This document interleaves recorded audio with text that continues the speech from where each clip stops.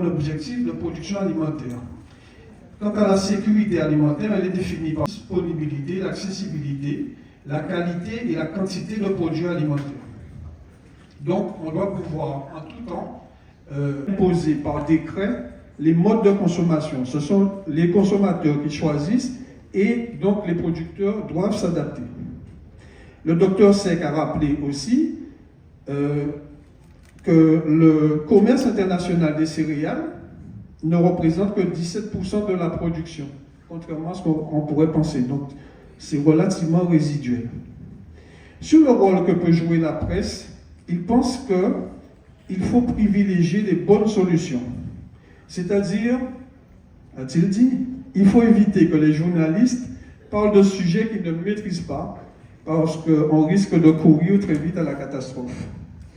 Et le docteur Seck de donner un exemple d'anticipation des récoltes lors d'une période de sécheresse en 2015 au Sénégal, grâce à la diffusion de bonnes pratiques auprès des agriculteurs par les médias ruraux, ce qui a permis de limiter la pénurie. La seconde panel au Rwanda, elle intervenait notamment pour caractériser la sécurité alimentaire. C'est une présentation chiffrée avec des slides qui montrait l'impact que peuvent avoir des chocs externes sur la sécurité alimentaire ou la guerre en Ukraine. La FAO produit un certain nombre de rapports, notamment le rapport SOFI, publié depuis 1999, dont l'objectif était de réduire, était même d'éliminer carrément la faim dans le monde avant 2030.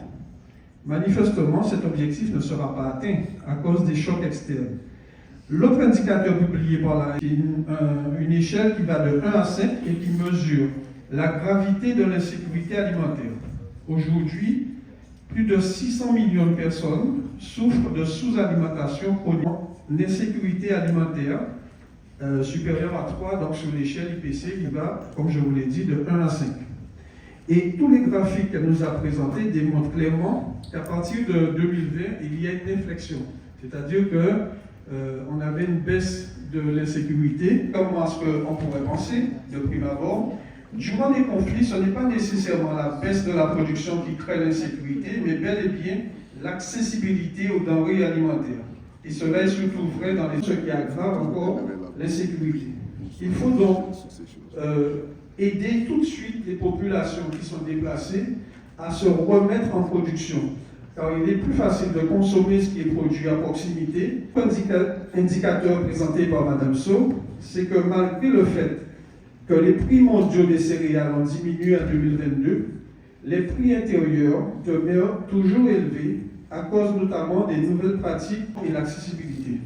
Enfin, Mme So présentait un focus sur la situation dans la bande de Gaza. En la fin du mois de novembre, la FAO considérait que, tandis qu'aujourd'hui, en janvier, sécurité alimentaire. C'est pour cela qu'elle considère qu'agir dans l'urgence n'est pas forcément la bonne solution. Il faut tout faire pour intervenir en amont et préparer les populations à être résilientes. D'où le rôle important que doivent avoir les médias pour informer la population.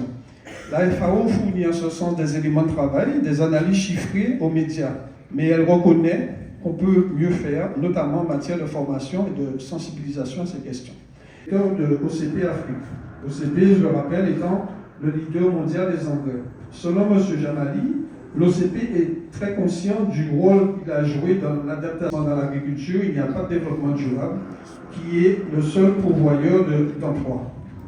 Il y a un problème sur les modes de culture, c'est un problème qui est avec un coût énergétique et financier important. Par exemple, l'Afrique importe un tiers de ses besoins en riz. Et quand l'aide a arrêté d'exporter le riz, cela a causé de nombreux dégâts. 50% de la production agricole dépend des engrais minéraux. Donc, l'objectif d'OCP, c'est d'apporter aux villageois, des engrais, mais également des tracteurs, des semences, pour leur permettre d'accroître leur production. Autre exemple, l'OCP a cartographié. Nous remercions aussi notre ami Cédric Mouminassi du Burkina Faso. Nous remercions des amis comme le président international honoraire de l'UPR, chers, nous avons pu passer 3 jours de convivialité, mais aussi 3 jours de travail, 3 jours durant lesquels nous avons échangé sur la perspective du développement de l'information par les journalistes dans un contexte de paix ou de sécurité. Je crois que ça a été un thème passionnant pour nous tous et la hauteur des échanges a pu démontrer la pertinence du choix de ce thème. Nous sommes très heureux aujourd'hui de vous souhaiter le départ pour le pays respectif après avoir accompli une mission fort opportune pour notre organisation.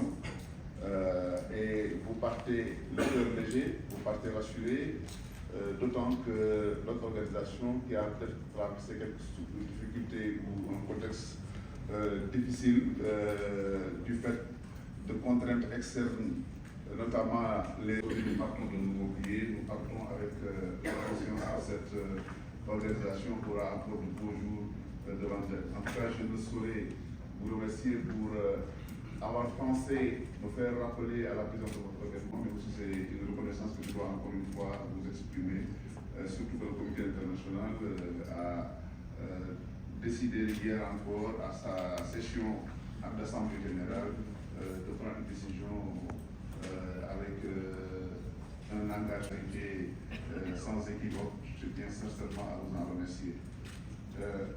La cérémonie d'aujourd'hui ne sera pas une cérémonie à laquelle on va décliner beaucoup. Peut-être nous avons pu avoir des échanges très fructueux qui ont permis à de nombreux participants, disons, de s'imprégner des expériences démocratiques, mais aussi des expériences journalistiques des délégations provenant de 43 pays. Et nous avons plus presque 200 participants étrangers qui sont venus se joindre à leurs confrères et consoeurs du Sénégal. Et nous avons eu une communion, une bonne ambiance de travail dans un esprit de solidarité, de fraternité et d'ouverture et d'échange démocratique. Je crois que les invités chez eux, et tout le monde l'a bien compris, et nous en félicitons. Et cette tradition d'hospitalité du Sénégal a encore été une fois magnifiée par nos confrères. Simplement, peut-être avant de vous céder la parole, M. le Premier ministre, vous transmettre nos remerciements sincères. Remercier le président de la République Macky Sall pour nous avoir accompagnés et avoir rehaussé de sa présence nos cérémonies d'ouverture. Mais personnellement, nous tenons à vous remercier parce que votre cabinet, vous, M. le Premier ministre, vous avez eu, dès que vous avez été saisi de l'organisation de cette manifestation au Sénégal, après nous avoir reçu le bureau international qui avait engagé la secrétaire générale internationale, vous avez pris les dispositions nécessaires et tous les affaires à terme. Donc nous tenons à vous remercier pour cela, pour votre réactivité, mais aussi pour votre générosité et votre soutien sans équivoque pour notre activité. Nous tenons vraiment encore une fois à vous le remercier. Nous avons eu l'occasion aussi à ces assises d'avoir une conférence inaugurale qu'avait présentée le président José Carlos Danduila Fonseca, ancien président du Canada, qui nous a fait l'amitié de venir à ces assises-là et de participer à encore donner un cachet supplémentaire à cette manifestation. Le président Fonseca avait souhaité vraiment attendre pour un séjour à Lisbonne où il avait une mission internationale pour venir spécialement pour ces assises et il était obligé de repartir pour aujourd'hui continuer une conférence dans l'après-midi à Lisbonne dans le cadre d'une organisation internationale des pays lusophones sur des questions de démocratie, de paix et de sécurité, encore une fois, un thème qui préoccupe de façon au nom de la section sénégalaise, au nom du peuple sénégalais, au nom du peuple international, je vous remercie pour votre présence en vous donnant des rendez-vous très importants pour l'année à venir. Vous n'êtes pas sans savoir qu'au mois d'avril en Roumanie, nous avons la perspective d'organiser un symposium international avec l'Union européenne. C'est une manifestation régionale. Nous allons essayer de voir dans quelle mesure elle pourrait être élargie à d'autres régions du monde. Nous avons aussi dans le pipe des discussions avec la section rwandaise et le gouvernement du Rwanda pour vous insérer dans le programme disons, de la commémoration du 30e anniversaire du génocide. Il y a une activité qui est prévue là-bas et l'UPF a été convié par ses autorités et par des bonnes volontés et des partenaires pour voir dans quelle mesure nous pouvons organiser un symposium sur cette problématique. Il faut dire que c'était un symposium qui était prévu de longue date et l'opportunité se présente sur le Rwanda, nous l'avons saisi et nous continuons les discussions de ce point de vue-là. Vous savez, 2024 aussi, c'est l'année des Jeux Olympiques à Paris. C'est le sommet de la francophonie aussi à Paris en 2024. Nous avons inséré dans le cadre de ces activités-là de 2024 sur la France. Beaucoup de gens ont demandé des assises sur la France depuis de longues années. Je pense que c'est l'occasion de satisfaire cette attente ou cette demande de nos membres.